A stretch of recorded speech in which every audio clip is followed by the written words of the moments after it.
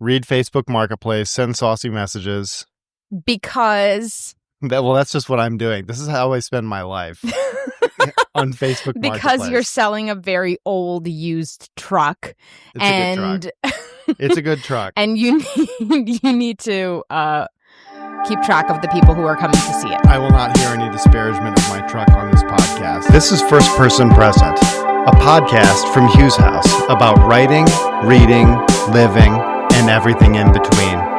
Join us for real talk about our lives on the page, the craft of telling compelling stories, and the realities of the writing lifestyle.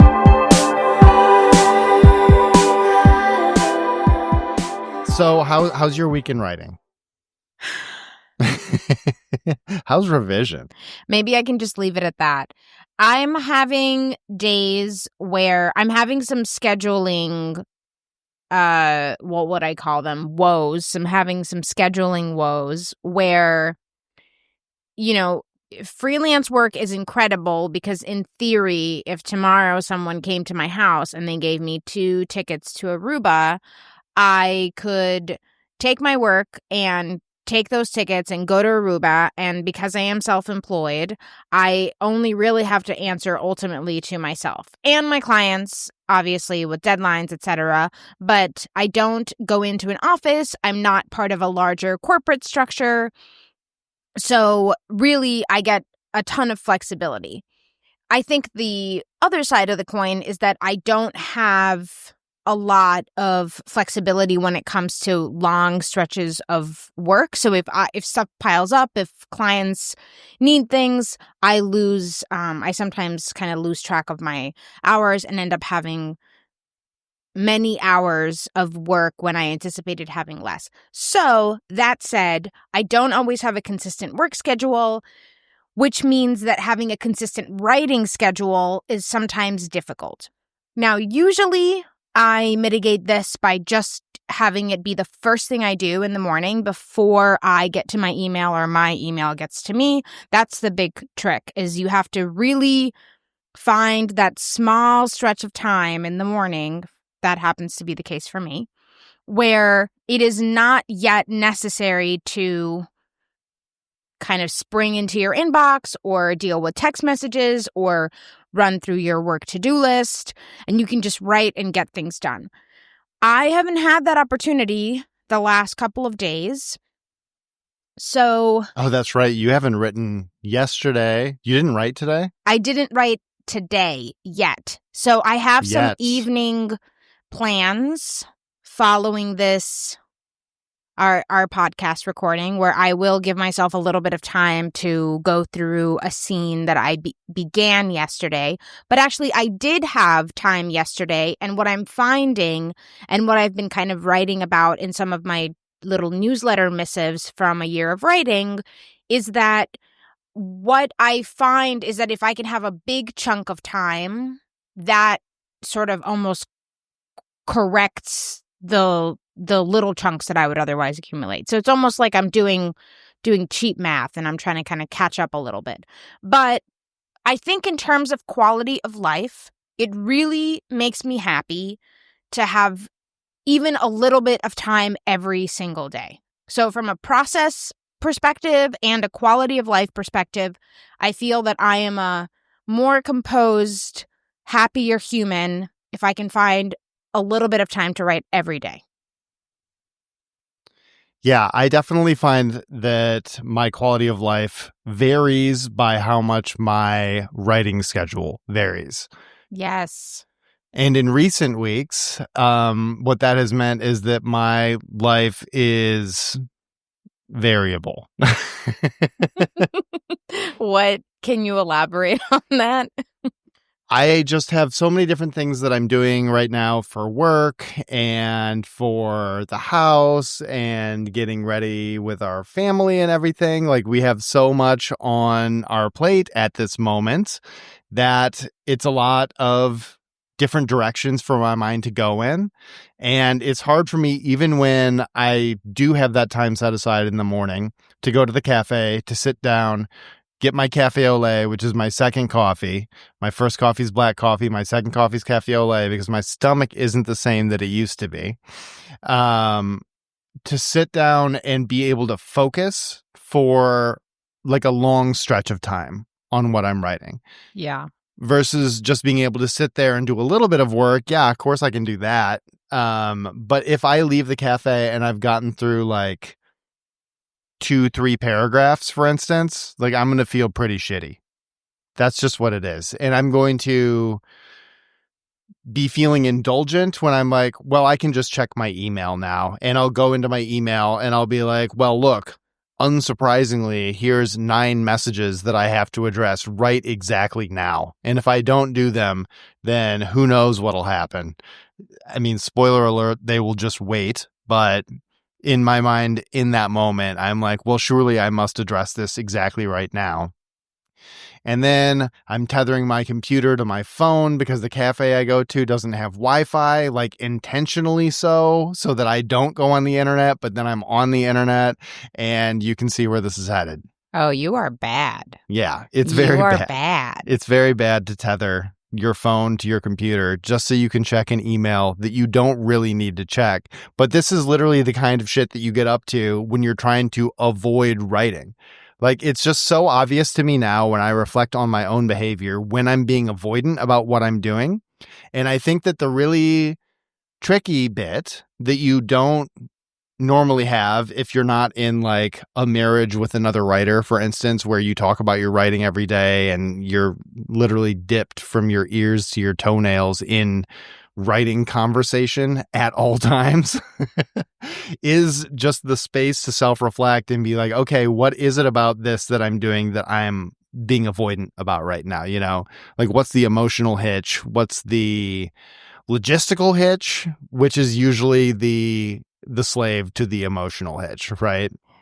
I was just walking home in the rain, and I did have a thought that I was not thinking about sharing on here, but since we are sort of coincidentally talking about this, I did have the thought, this passing thought, that you do get better at anything that you do consistently. And I think that that goes both ways, meaning you can get really good at avoidant behavior. You can get really good at having a scattered schedule. You can get really good at choosing not to do something or procrastinating or not getting better at having a to-do list so that you can actually organize your brain. You can get really good at not prioritizing ways to make your body feel better so that you don't have weird leg problems at the end of the day. We're talking about exercise. That's what we're talking about here. To anyone who is getting a weird idea. And you can get good at, say, description in writing, and you can get good at having a steady process, and you can get good at having really high word counts per day of your writing if you're interested in that. So there was a period of time in my life where I did deep dives into these really specific self-improvement books about sort of how to get really good at doing something that you would otherwise, kind of limply practice. So most psychologists and researchers that study this typically study athletes because those are people that are doing something consistently and they usually have very specific measured goals, right? Anyway, the point is, the thing I was reflecting on was just that it's very easy to not realize that you're getting good at bad behaviors. And I think that's, I don't want to apply too much judgment to that because, I don't know, something that feels like a bad behavior one day also just feels like a coping mechanism another day. But something that I have been keeping track of is just, when am I kind of being avoidant or dissociating and then thinking that I don't have time when in fact I totally have time. I have time for the things that I need to do. I have time, and I probably could have say organized my furniture list probably like months ago now. Yeah. You always have time for the things that you make time for. Yeah. Yeah. And I don't know. I mean, we can kind of have a much longer conversation about this. I've had many conversations with my clients about actually keeping track of their day rather than sort of making any immediate changes. You start by keeping track of actually what you spend your day doing in order to understand how you spend your time. Because how you spend your day ultimately is how you spend your life, right? So that's the Annie Dillard quote, and I really love it. I really appreciate that philosophy of just tracking what you allocate your attention and your time to is a reflection of how you live your life. So, which is probably why I advocate for a daily writing practice so much, is because to me it feels like a really important thing to prioritize in my life.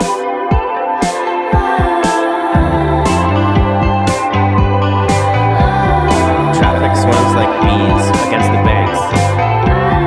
Glass half nervous. Glass half nervous. Speaking of rusty, who is rusty on the internet? The internet is extremely rusty today, and actually we're taking it hot off the press today because I made a post on reddit.com approximately 46 minutes ago, and the responses from our listeners / just the writing community on Reddit, not necessarily our listeners, and in fact, necessarily our listeners. Largely not our listeners. In fact, I would say that was a more untrue statement than it was a true statement. Table Grapes, we hope you're out there. Table Grapes, we are still thinking about you and that username, and I hope that you show up again today. But no, okay. First, top voted comment right now. So this is a real thing. New Siberian. My pain point is mainly that Harlan Ellison, Mickey Spillane, and Robert E. Howard all used to grind out fiction for the pulps for a penny a word. And I sold a short story for that same rate last year. The writing life. The prospects of getting paid to write. New Siberian. Yeah, at least you got paid something. I don't know. Yeah. I mean, talking about money when it comes to being a writer is one of the trickiest, scariest things that I typically, especially when I'm working on books with my clients, long projects that's going to last for like a year, a huge emotional investment. If they're like at any point, so how are we going to sell this thing? Yeah. That's kryptonite.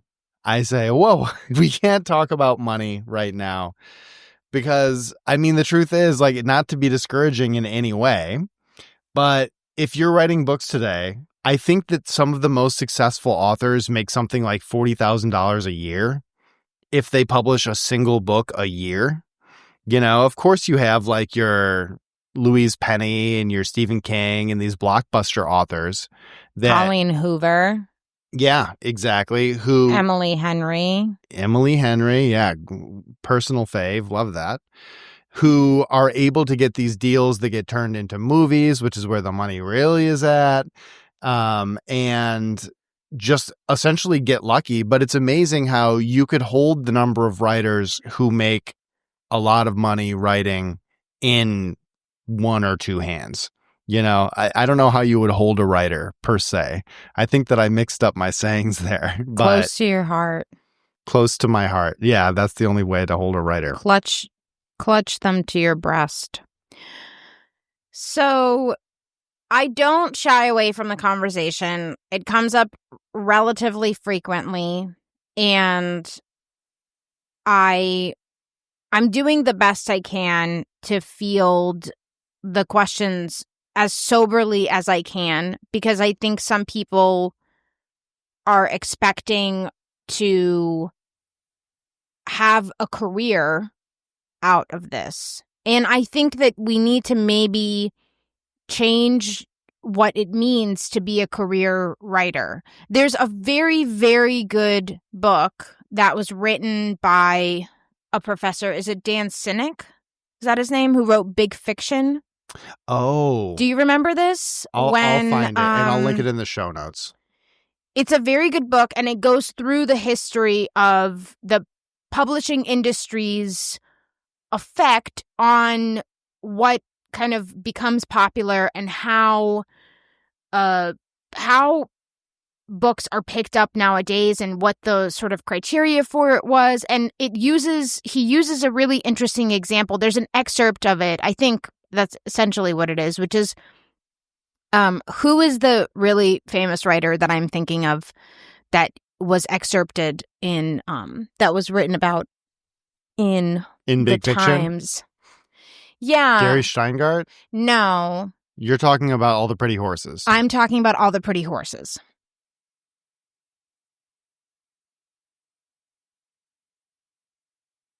Cormac McCarthy. I'm talking about Cormac McCarthy.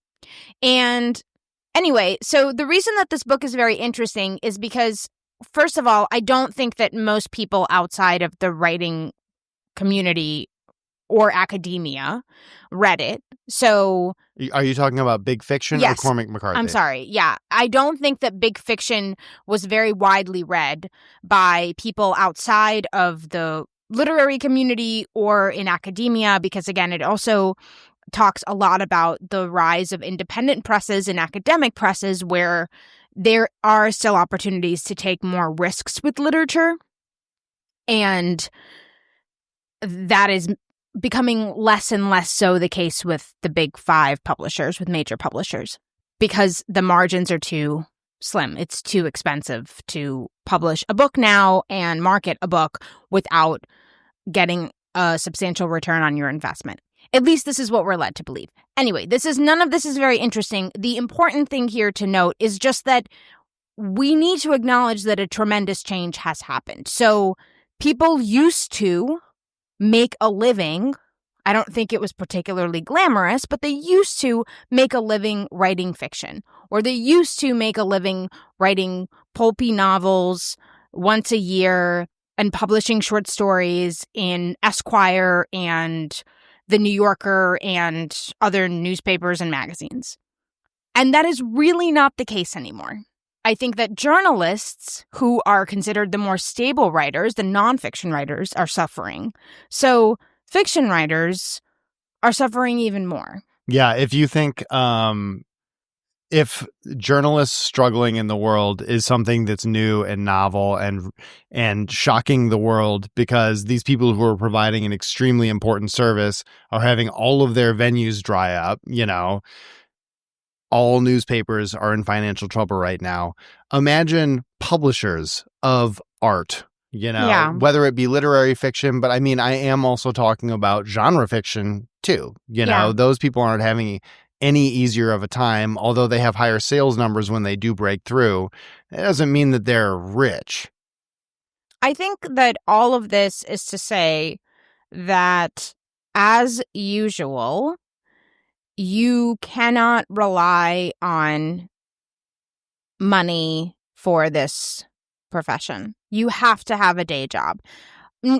I think primarily because if it affects the quality of your work or your willingness to do the work or your sort of peace of mind in being able to do the work, it's not worth it, really. So I don't know anyone really who doesn't have another job besides writing.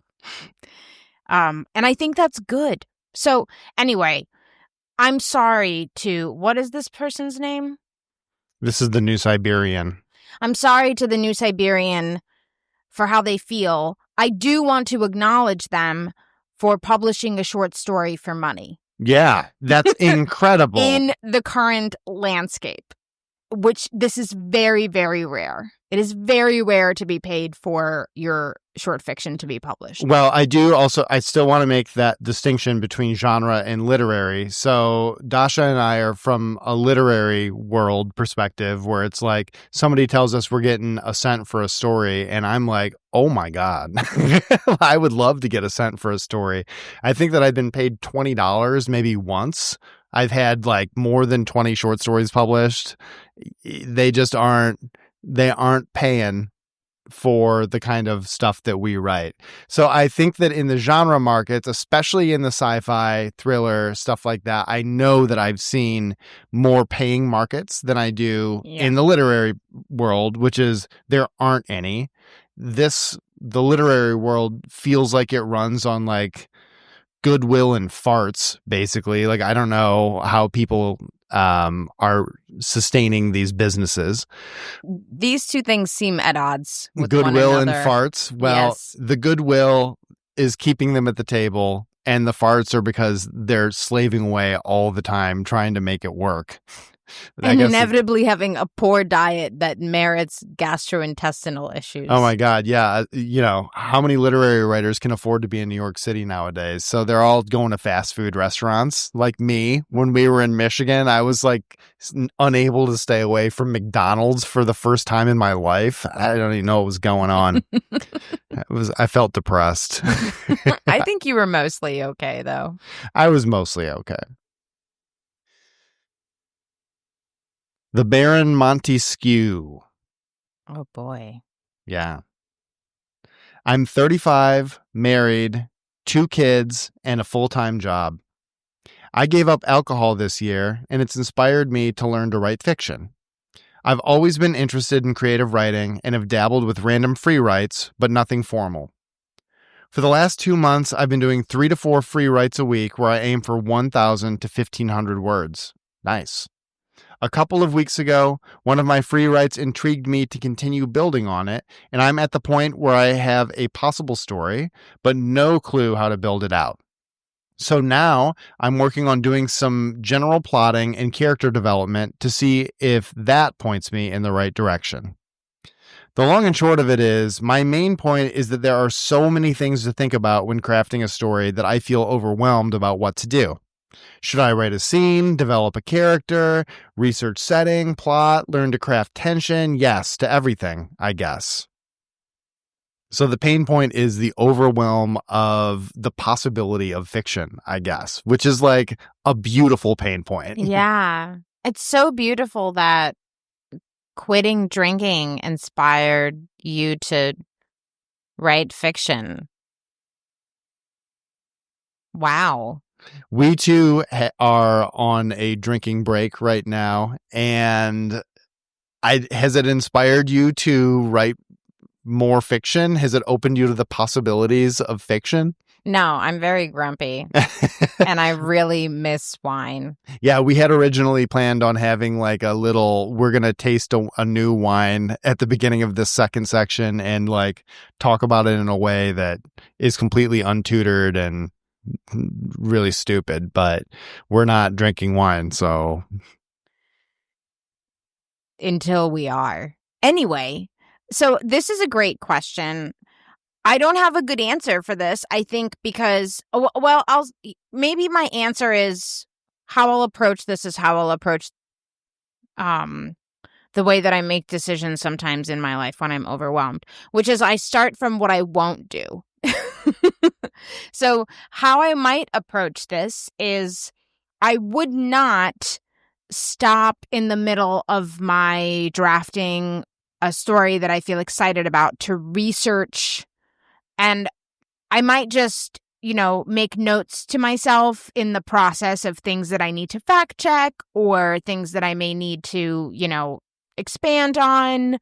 And I would not, and I don't quite know exactly what this might mean, but I would not also do character development if it's outside of the drafting of the story.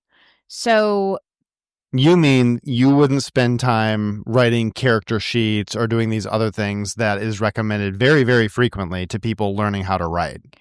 No, because if I am working on a draft of a story, then my goal becomes to figure out how the story unfolds. And I think that the only thing that I can do in service of that is to see the story through to the end for as long as I can. So, assuming that you're not getting stuck, I would just continue to write the story with the expectation that some of these things that you're mentioning, like, I will have to do some research on this particular historical topic I've introduced, or I will have to do research on this particular historical figure that I now have as a character, or I will have to expand place, which means I will have to think about description for this place, or look, again, do research to render it accurately, etc. These are all things that are great to consider. They are not structural concerns, I don't think. And when you're first drafting, it's almost like you're trying to see the world and you need those big tectonic plates. You need to see the big sort of geographical parts of it. And then you can decide, do I actually want this person in here? Does this historical event suit the story? Do I care about place here? Yeah, there's another writer that we met at AWP this year named April Davila, who recently sent a newsletter about when you're going through your first draft and there's a lot of research that you have to do about a particular thing, you can very easily fall into a research hole being like, I've done this, like this exact one. What was the weather in St. Joseph, Michigan on June 20th, 2009, for instance. And I have actually, from those research holes, found some really interesting insights into the story. However, on the first draft, you just don't have to go that deep. You can just write, it was raining, make it up, one sentence, and then later, after you get everything down on the page, then you can do the research required to actually figure out what the weather was if you're interested in doing that. But the point is, there might not be any rain because this whole scene is going to leave. Yes. They're not going to be outside. They're not going to be inside because they're not going to exist at all. This scene may not make the final cut once you get into that big tectonic stuff that Dash was just talking about. So don't take too long sweating all those little details and just write it out. Write it out. And don't drink alcohol, apparently. I mean, or do whatever makes you happy. Some things that make you happy you shouldn't do. We shouldn't endorse that. We can't endorse do whatever makes you happy. It's like the most benign statement. Thanks for listening.